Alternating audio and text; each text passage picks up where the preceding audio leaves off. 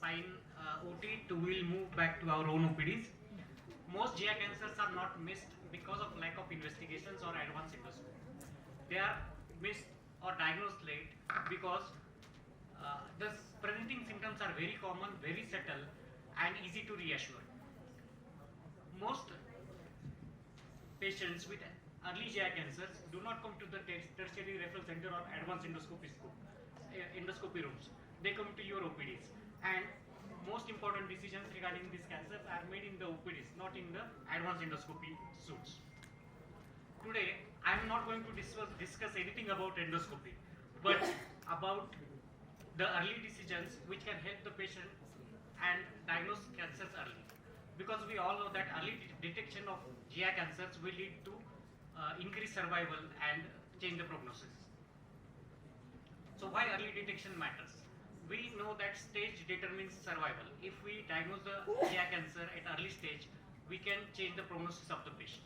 We all know that early stages are asymptomatic.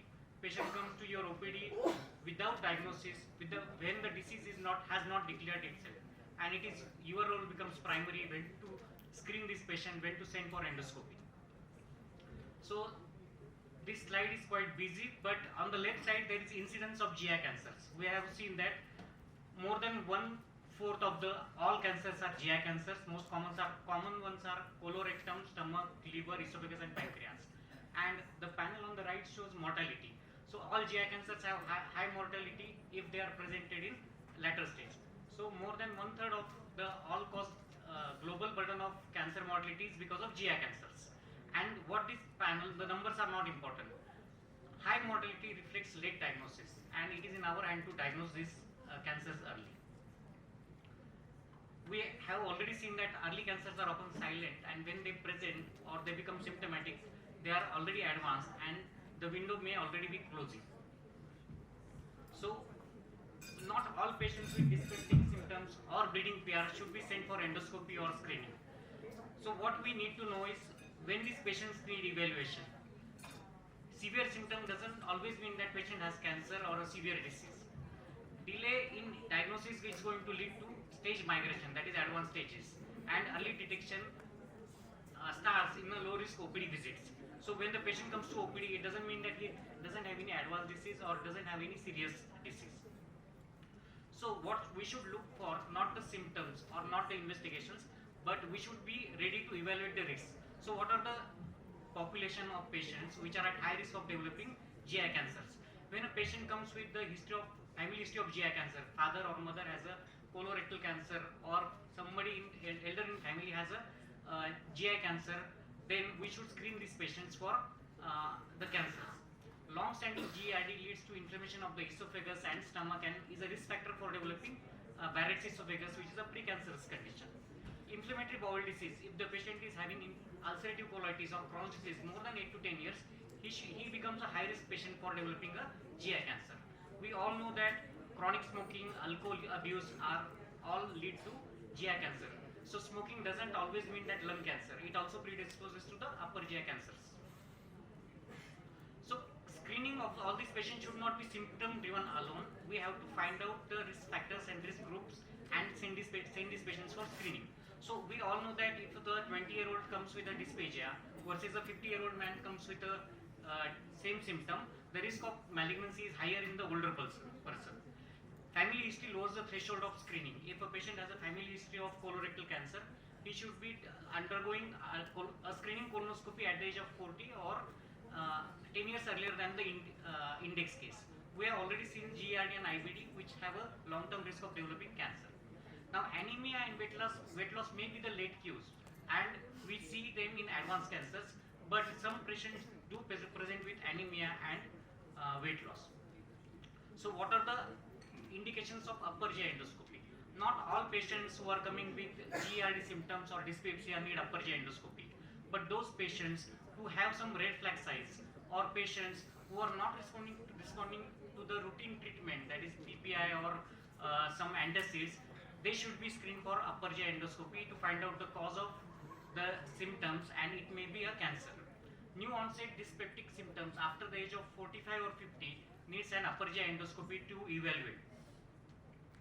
So what are the red flag signs? This is the most important slide of this presentation. We should always look for these red flags in our patients, and if they are present, they should be sent for upper GI endoscopic evaluation. So progressive dysphagia. Patient who has difficulty in swallowing maybe have a pathology of the esophagus, and it may be a cancer. Patient presenting with hematemesis, even the small quantity or melena should not be sent back home saying that the quantity is less or you don't have any other symptoms, your hemoglobin is good. Still a patient with hematemesis needs an upper GI endoscopy. Unexplained weight loss. If the patient is non-diabetic, he doesn't have any other symptoms and still he is losing weight, he should be evaluated. Basic thing is metabolic cause like diabetes we should rule out, but if we don't find anything else and patient is still losing weight, we need to do an upper GI and colon to find out what is the cause. Iron deficiency anemia. I think most common seen sign is anemia, and we usually treat them with iron supplements and we blame it to some other factors like nutrition, or in young females it may be menorrhagia. But after this initial evaluation and correction, if the symptoms anemia still persist or we don't find any other cause of anemia, we should look for upper GI endoscopy and colonoscopy in these patients. Early satiety is a very subtle symptom, but if the patient is losing weight and has early satiety, an upper GI endoscopy is indicated. Again, new onset dyspepsia after 45 or 50, depending on guideline and the risk factors, should undergo an upper GI endoscopy. Now, these criteria help us to do endoscopy early and avoid missed cancers. And as I have already discussed, not all patients with GERD or dyspepsia needs upper GI endoscopy, but those patients who have these red flags and not responding to the routine treatment, or dyspepsia in a patient more than 45 years of age, should undergo an upper GI endoscopy. So what are the red flags for lower GI tract? Change in bowel habits persistent for more than 2 weeks, rectal bleeding, unexplained anemia and weight loss are important signs we should not miss and send this patient for doing colonoscopy. So what I jokingly say is, bleeding PR is always cancer unless proven otherwise. So you don't assume that it is just piles or fissure. Although the patient has come with hard stools, if he is not responding to the standard treatment of high fiber diet and laxatives, he should undergo a colonoscopy. Now the Western guidelines are there, which advocate screening for colorectal carcinoma after the age of 50. But there are no Indian standard guidelines. Although we all know that because of change in our diet and obesity pandemic, the rate of colorectal carcinoma is increasing, and maybe we will have these guidelines saying that we should do a screening colonoscopy in our population. But up till now there is no guideline which say that screening colonoscopy should be done. Now, what are the false reassurance in GI cancers? We have not yet covered the liver cancer, but normal LFTs doesn't mean that patient doesn't have cirrhosis and liver cancer.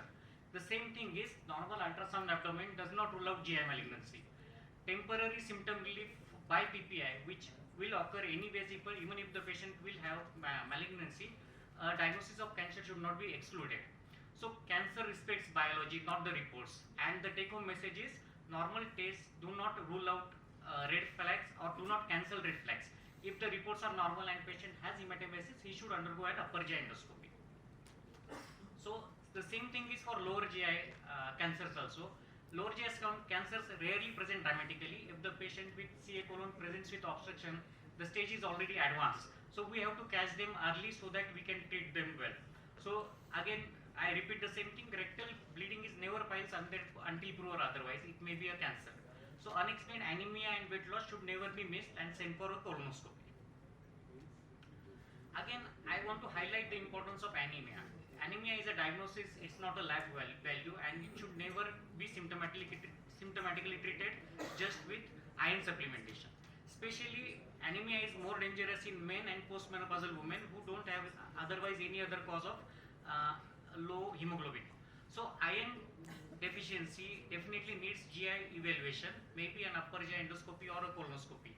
Treating hemoglobin without finding a cause it can be a missed cancer, and if the hemoglobin fails, something must have bled, and even if there is no obvious bleed, there can be occult blood positive, and we need to do a screening upper GI endoscopy or a colonoscopy.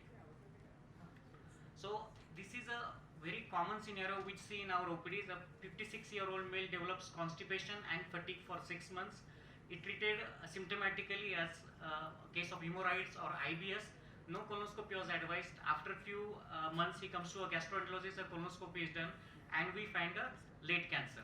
So this story we see more often than what we are going to discuss next.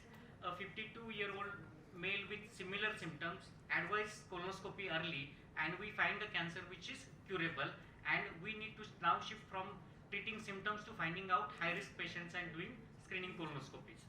The difference in these two patients was not technology. When the patient comes to a gastroenterologist, he is going to undergo colonoscopy. It was timing of colonoscopy which is important. We change the prognosis. Now this is yesterday's patient. A 37-year-old male came with hard stool and bleeding PR, but his mother had history of malignancy, colonic malignancy, colorectal carcinoma at age of 53. Now this patient is 37-year-old, and as we have discussed, he has a family history of malignancy and should undergo a colonoscopy at least 10 years earlier than the index case, that is 53. So he should undergo a screening colonoscopy at the age of 43, and if there was no family history, maybe after the age of 50 he should have undergone a colonoscopy. Now he has presented with bleeding PR, even though with Hallstone, and I have advised him to undergo a screening colonoscopy just to be sure that he doesn't have a malignancy. During colonoscopy, we also take out pre-malignant polyps which may develop later into the colonoscopy.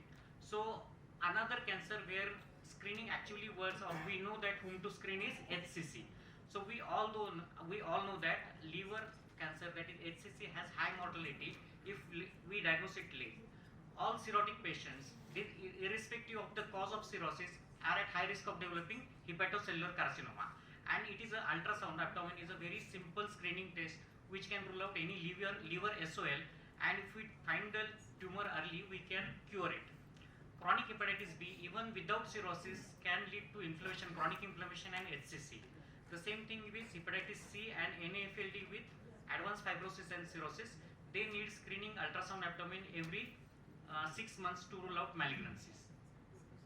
In our OPDs, normal LFTs does not mean no liver cancer. If the patient has cirrhosis, even though he doesn't have any symptoms, he should be sent for ultrasound every 6 monthly to find out whether he has developed HCC or not. Asymptomatic patients still need the screening, and early HCC is curable. So less than 2 cm HCC, we can ablate it with alcohol injection. More than 2 centimeters up to 6-7 centimeters, we can do liver transplant to cure the disease. And once the disease, the tumor HCC is more than that size, or if it is spread out of the liver, then it becomes incurable. So fibroscan is a very useful tool to not to diagnose the HCC, but to find out the liver fibrosis stage, which is a risk factor for liver cancer. So it is non-invasive, quick, OPD-based and painless screening test for defining the advanced fibrosis and how much fat, that is steatosis, is there or not. It can guide us to differentiate between patients who need screening for HCC and not, and it reduces unnecessary biopsies. So fibroscan is a very useful tool to stratify the case, the patient's risk for developing HCC. Now before I end, I would like everybody to go through this slide. So hepatitis B vaccination is very important to prevent HCC. So I am sure that all of us have undergone the complete dose of hepatitis B vaccination, but those who are working in our hospital should undergo the complete vaccination course. It is mandatory for all healthcare workers. So a single needle prick by hepatitis B patient can lead to chronic hepatitis B and HCC, and it's a lifetime headache. So a simple 3-dose course of hepatitis B vaccine can prevent this thing, and it is our responsibility that everything working in the hospital, not just the doctors and nurses, but all patient attendees, whoever is involved in patient care, should undergo a hepatitis B vaccination full course. So this is just a concluding slide. These are not guidelines what are mentioned on this slide. These are the lessons learned from the patients. So anemia is a diagnosis, it's not a life value, and respect it, just don't treat it, investigate it. Dyspepsia after 45 or 50 years needs endoscopy, not empirical syrups. Normal ultrasound does not rule out GI cancer, and early referral is good medicine, not a failure. So early action changes the outcomes. If we detect the cancer at early stage, we can change we can increase the survival, we can cure the disease. So my take home message is screen early, trust red flag signs, and refer without delay. Thank you so much for kind attendance. And you don't over investigate, you prevent advanced cancer. Before finishing, I would like to thank the organizing committee, and they have taken huge efforts to make this event possible. Thank you so much.